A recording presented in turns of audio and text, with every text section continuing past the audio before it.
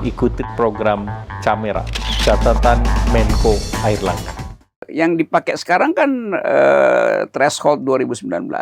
Yang udah kadaluarsa mau dipakai di 2024. Itu kayak nonton bioskop itu tiket kadaluarsa masih mau dipaksa masuk itu digampar sama satpam itu kan.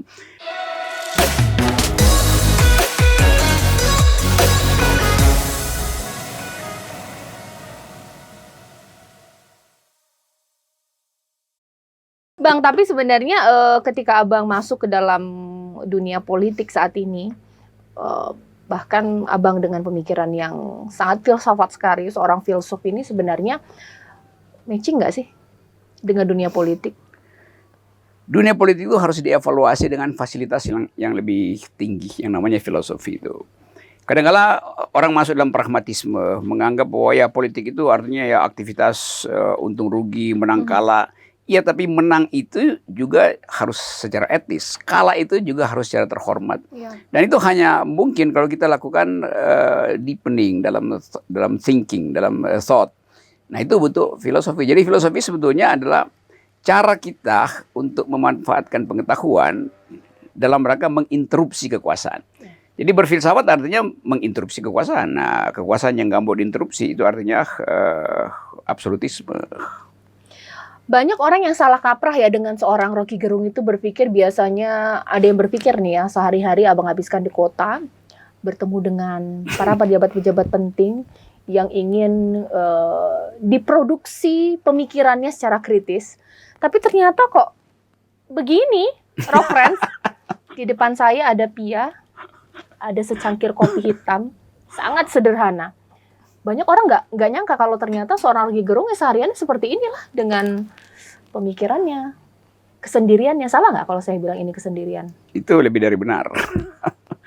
Kan kalau kita katakan hidup sehari-hari itu ya kesibukan untuk memastikan bahwa yang Anda ucapkan hari ini masih berlaku besok tuh. Kalau nggak berlaku besok itu artinya kita mesti cari kenapa yang kita bayangkan buat berlaku besok nggak terjadi.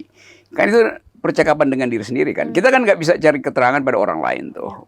Apalagi keterangan pada politisi itu, karena otaknya itu lebih kecil dari balihonya tuh. Tapi Bang, ada nggak datang ke sini, awalnya sih namu gitu, tapi mungkin ujung-ujungnya adalah tawarkan kekuasaan.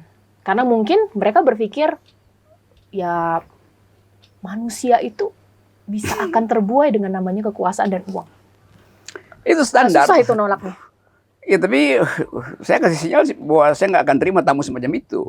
Walaupun itu banyak betul soal jadi komisaris ini, komisaris itu, masuk partai segala macam. Tapi saya anggap bahwa nggak berguna untuk ditawarkan ke saya tuh.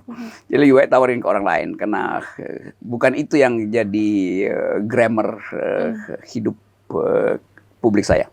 Kan kita ada grammar publik, ada grammar private. Dan grammar publik biasanya orang nangkap, bisa nggak ini orang ini didiamin dengan, atau didiamkan itu dengan setumpuk uang atau setumpuk janji jabatan itu. Ini berbicara soal kelompok aspirasi, kan Abang ini banyak ya aktif dalam kelompok-kelompok aspirasi. Apa saya bilang apa? Sebagai pressure group atau apa, saya nggak ngerti. Apa yang paling Abang pressure group ya? Yeah. Yang paling Abang fokus saat ini apa? Saya lagi dorong presidential threshold itu dibuat nol. Bukan nol sebetulnya, nihil. Dari 20% ke 0%. Jadi 0% itu buat headline aja. Tapi sebetulnya yang kita maksud tidak boleh ada presidential threshold. Dalam sistem presidensial nggak mungkin ada presidential threshold. Apalagi pemilihannya bersamaan tuh antara legislatif dan eksekutif. Kalau mau pakai threshold, ya mestinya dipisah legislatif dulu baru presiden. Itu nggak masuk akal. Itu satu. Yang kedua, yang dipakai sekarang kan threshold 2019. Yang udah kadaluarsa mau dipakai di 2024. Itu kayak nonton bioskop itu tiket kadaluarsa masih mau dipaksa masuk itu digampar sama satpam itu kan. Mestinya itu yang nggak mungkin tuh. Jadi saya lagi kampanye supaya Mahkamah Konstitusi meloloskan permintaan publik yang namanya judicial review.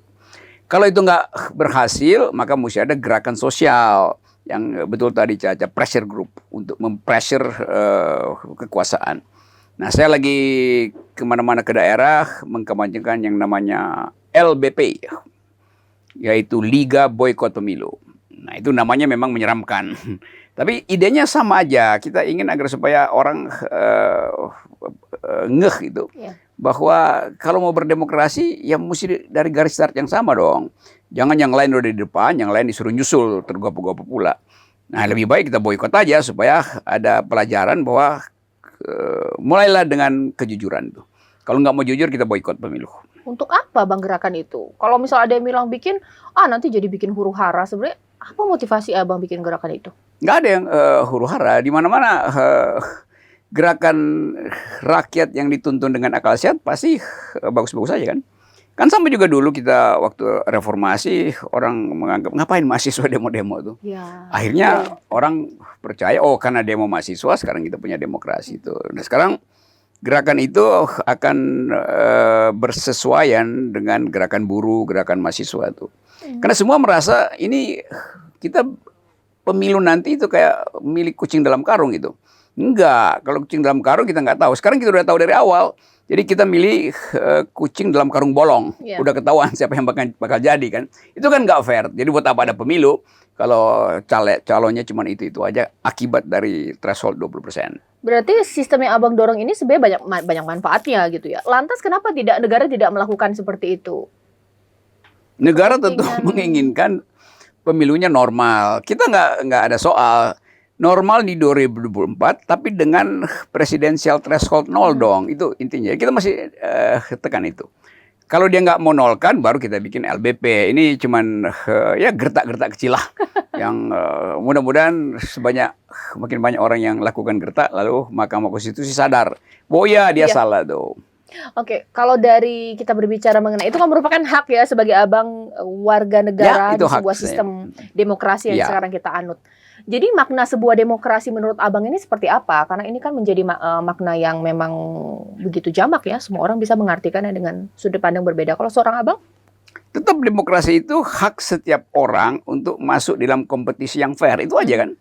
Jadi kita ingin ada pemimpin. Kita ingin ada leader. Nah 20% itu nggak menghasilkan leader tapi dealer. Jadi orang maunya tukar tambah aja tuh. Padahal seluruh orang Indonesia dari 210 juta pasti 10% aja itu punya kapasitas memimpin.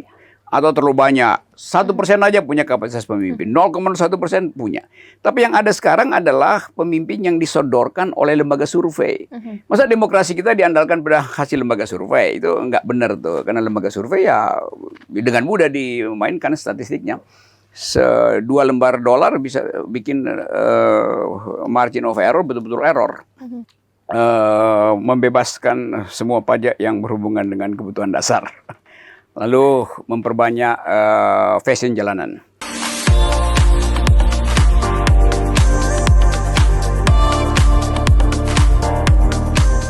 Ikuti program Camera, catatan Menko Airlangga.